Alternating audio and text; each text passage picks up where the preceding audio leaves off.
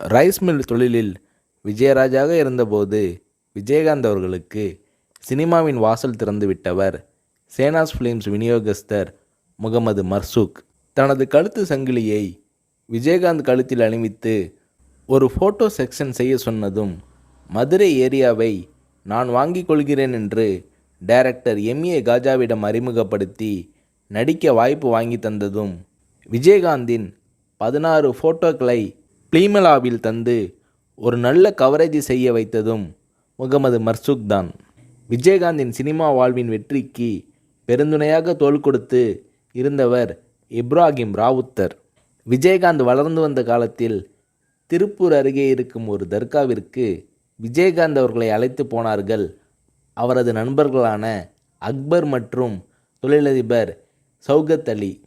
கண்ணனூரில் உள்ள அந்த தர்காவில் விஜயகாந்த் அவர்கள் 50 ரூபாய் காணிக்கை செலுத்தினார்.